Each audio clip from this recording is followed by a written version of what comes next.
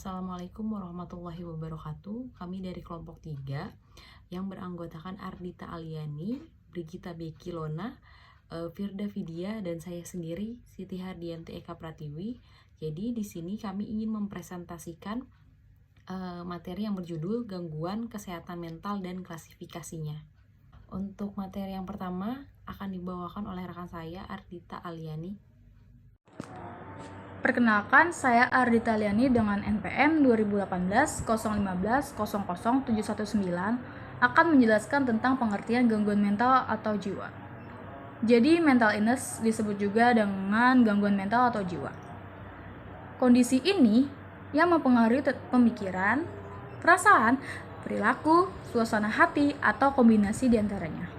Kondisi ini juga dapat terjadi sesekali atau berlangsung dalam waktu yang lama atau kronis.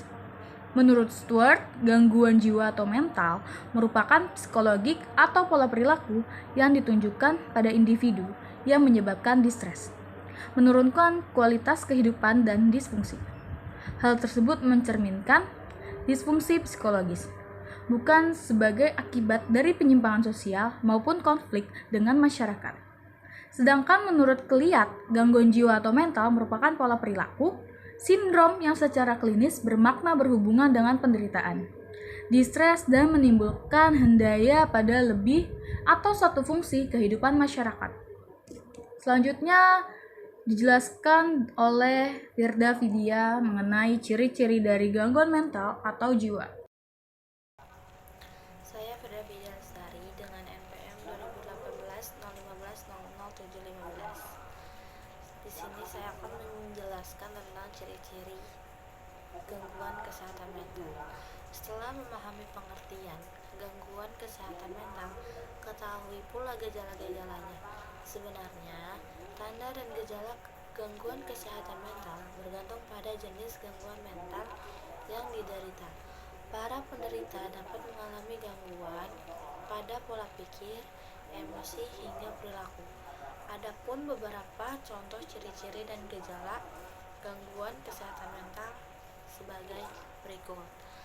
Yang pertama, ada perasaan cemas dan takut berlebihan secara terus-menerus, bahkan sampai mengganggu aktivitas. Yang kedua, ada perasaan sedih berlebihan dan berlangsung selama berminggu-minggu hingga berbulan-bulan. Yang ketiga, ada marah secara berlebihan hingga mengamuk serta melakukan tindak kekerasan. Yang keempat, ada suasana hati berubah-ubah di periode tertentu. Yang kelima, ada gangguan makan seperti makan dalam porsi banyak atau takut berat badan bertambah sehingga cenderung memuntahkan makanan. Yang keenam, ada halusinasi, yakni sensasi saat seseorang mendengar, melihat, atau merasakan sesuatu yang sebetulnya tidak ada. Yang ketujuh, ada delusi, yakni meyakini sesuatu yang tidak sesuai atau tidak nyata dengan fakta yang sebenarnya. Yang kedelapan, perubahan pola tidur, misalnya sulit tidur, kaki gelisah saat tidur, gangguan pernapasan, atau mudah mengantuk dan tertidur. Yang sembilan, ada perilaku tidak wajar, misalnya berbicara dan tertawa sendiri, teriak-teriak tidak jelas, atau keluar rumah dengan kondisi telanjang. Yang ke-10, ada kecanduan alkohol, nikotin, dan penyalahgunaan nafsa. Selain gejala terkait psikologis, penderita gangguan mental juga bisa mengalami gejala pada fisiknya, mulai dari sakit kepala, sakit punggung, hingga sakit menular. Assalamualaikum warahmatullahi wabarakatuh. Selamat pagi teman-teman. Perkenalkan, nama saya Brigita Bekilona Putri dengan NPM 2018 01500765. Selanjutnya saya akan menjelaskan tentang klasifikasi gangguan mental. Nah, kalau kita pahami bentuk sederhana dari klasifikasi itu adalah sebuah pembagian, sebuah urutan yang kita bagi-bagi kembali pada opsi tertentu. Nah, yang akan saya jelaskan adalah klasifikasi gangguan kesehatan mental itu terbagi menjadi 4 terbagi menjadi dua. Yang pertama itu adalah neurosis atau gangguan jiwa. Nah, neurosis atau gangguan jiwa ini merupakan gangguan jiwa yang ditandai dengan kecemasan. Biasanya gejalanya tidak tenang dan menekan lainnya. Lalu yang kedua, klasifikasi gangguan kesehatan mental yang kedua adalah psikosis atau sakit jiwa. Nah, psikosis atau sakit jiwa ini merupakan gangguan jiwa yang dapat menyebabkan individu mengalami gangguan nyata pada disintegrasi kepribadian berat.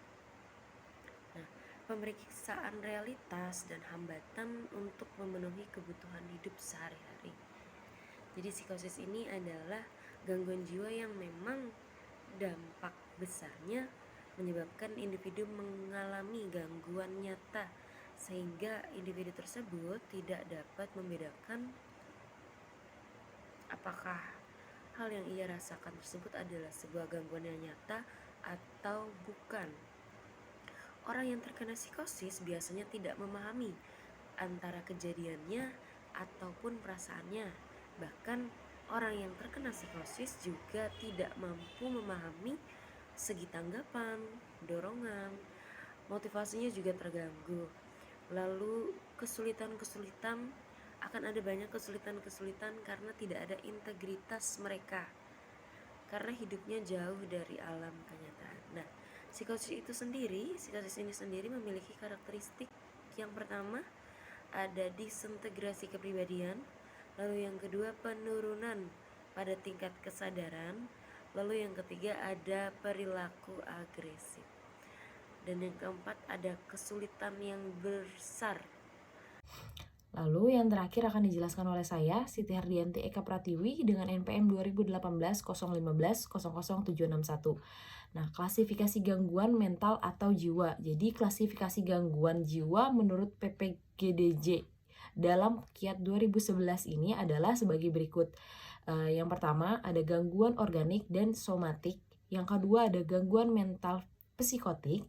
Yang ketiga ada gangguan neurotik dan gangguan kepribadian.